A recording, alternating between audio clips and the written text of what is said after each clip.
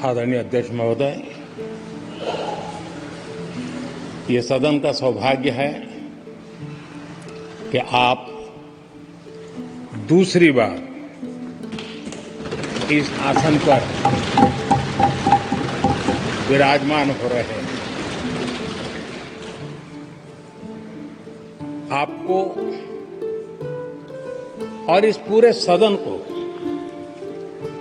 मेरी तरफ से मैं बहुत बहुत बधाई देता हूं।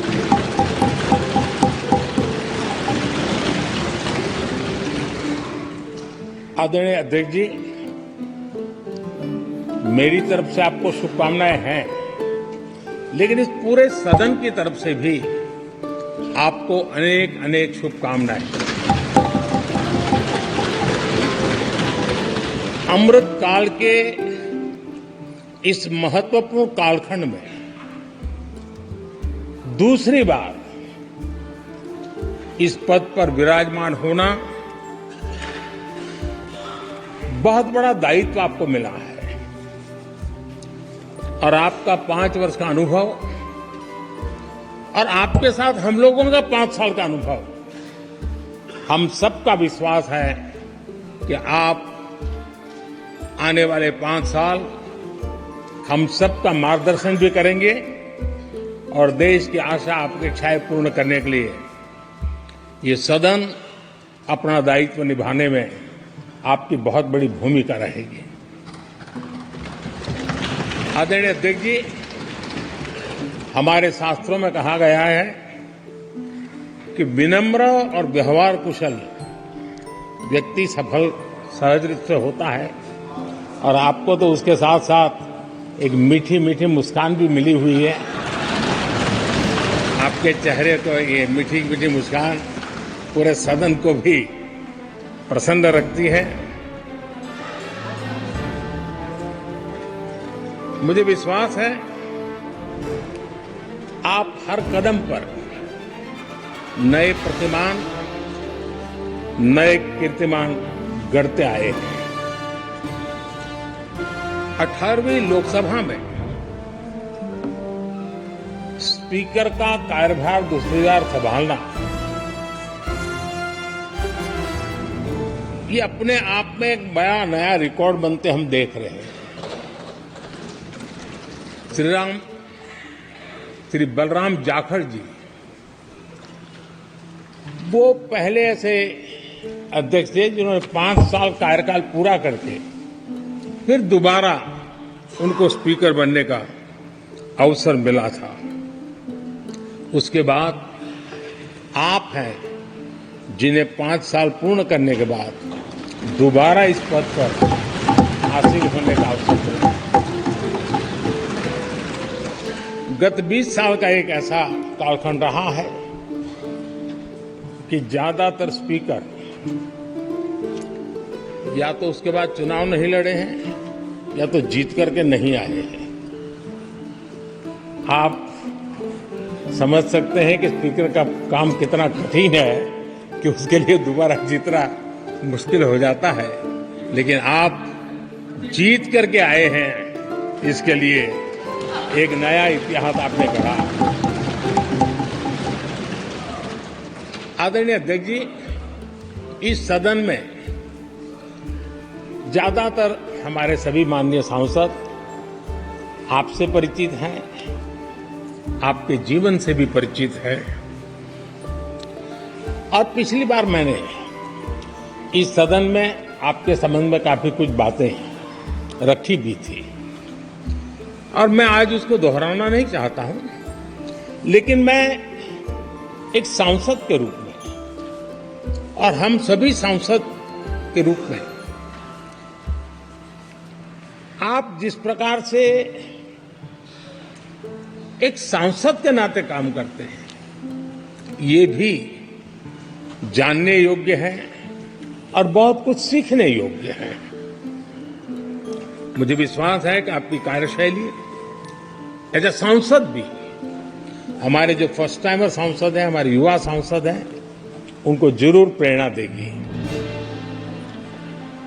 आपने अपने कार्यक्षेत्र में, संसदीय क्षेत्र में स्वस्थ मां और स्वस्थ शिशु एक कमिटमेंट के साथ जो अभियान चलाया है और सुपोषित मां इस अभियान को आपने जिस प्रकार से अपने क्षेत्र में प्राथमिकता देकर के खुद को इन्वॉल्व करके किया है वो वाकई प्रेरक है।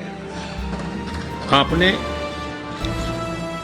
कोटा के ग्रामीण क्षेत्र में हॉस्पिटल ऑन व्हील्स ये भी एक मानव सेवा का उत्तम काम जो राजनीतिक कामों के सिवाय करने वाले कामों में आपने चुना है वो भी अपने आप में गांव-गांव लोगों को स्वास्थ्य सेवाएं पहुंचाने में मदद कर रहा है। आप नियमित रूप से गरीबों को कपड़े, कंबल, मौसम के अनुसार छाता की जरूरत है छाता, जूते, ऐसी अनेक सुविधाएं समाज के आखिरी तबके के जो लोग हैं उनको खोज करके पहुंचाते हैं। खेलों में प्रोत्साहन देना आपके क्षेत्र के युवकों में ये आपने एक प्राथमिकता के रूप से काम उठाया है। आपके पिछले कार्यकाल में 17वीं लोकसभा में मैं कहता हूं कि संसदीय इतिहास का वो स्वर्णिम कालखंड रहा है। आपकी अध्यक्षता में संसद में जो ऐतिहासिक निर्णय हुए आपकी अध्यक्षता में सदन के माध्यम से जो सुधार हुए हैं ये अपने आप में एक सदन की भी और आपकी भी विरासत है। और भविष्य में 70वीं लोकसभा के संबंध में जब विश्लेषण होंगे उसके विषय में लिखा जाएगा तो भारत के भविष्य को नई दिशा देने में आपकी अध्यक्षता वाली 70वीं लोकसभा की बहुत बड़ी भूमिका रही है। आदरणीय अध्यक्ष जी 17वीं लोकसभा में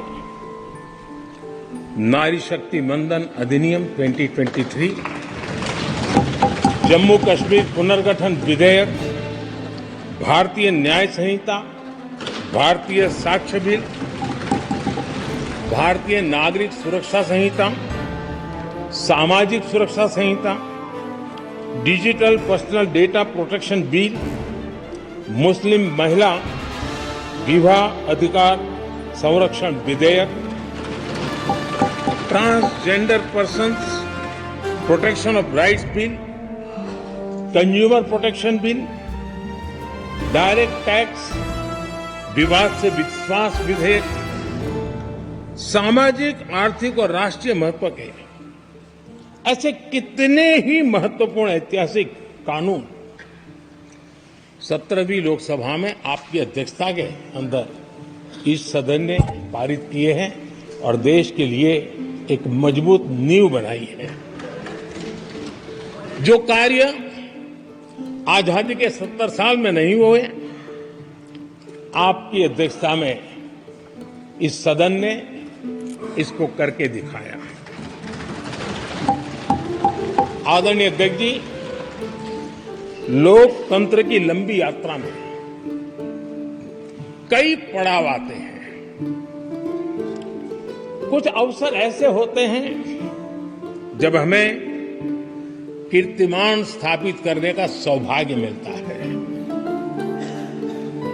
17वीं लोकसभा में उपलब्धियां मुझे पूरा विश्वास है देश आज भी और भविष्य में उसका गौरव करेगा। आज देश अपनी आकांक्षाओं की पूर्ति के लिए भारत को आधुनिक बनाने की दिशा में जब हर तरह से प्रयास हो रहे हैं, मैं मानता हूं कि नया संसद भवन भी अमृतकाल के भविष्य को लिखने का काम करेगा और वो भी आपकी अध्यक्षता में। नए संसद भवन में हम सबका प्रवेश आपकी ही अध्यक्षता में हुआ और आपने संसदीय कार्यप्रणाली को प्रभावी और जिम्मेदार बनाने का कई महत्वपूर्ण फैसले लिए हैं और इसलिए लोकतंत्र को मजबूती देने में मदद मिली है। लोकसभा में हम पेपरलेस डिजिटल व्यवस्था से आज काम कर रहे हैं। पहली बार आपने सभी माननीय सांसदों को ब्रीफिंग के लिए एक व्यवस्था खड़ी की।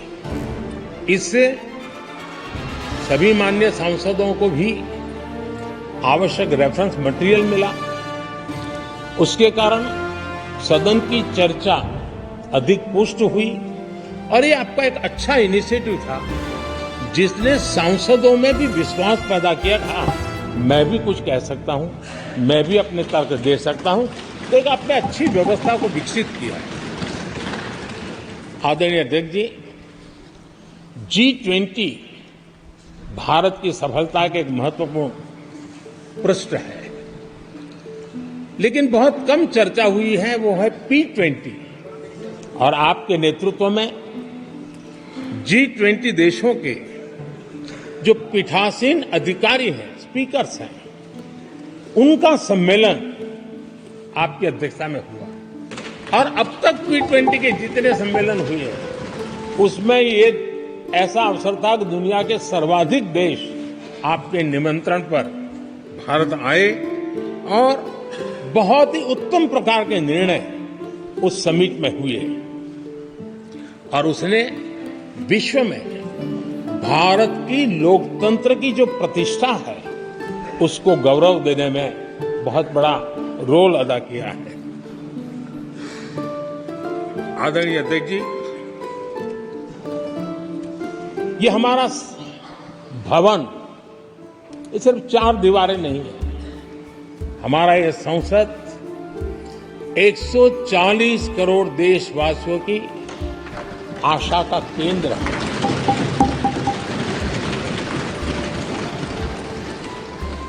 संसद की कार्यवाही, जवाबदेही और आचरण हमारे देशवासियों के मन में लोकतंत्र के प्रति जो उनकी निष्ठा है उसको और अधिक मजबूत बनाता है। आपके मार्गदर्शन में 17वीं लोकसभा उसकी प्रोडक्टिविटी 25 साल के हाईएस्ट लेवल पर 97% रही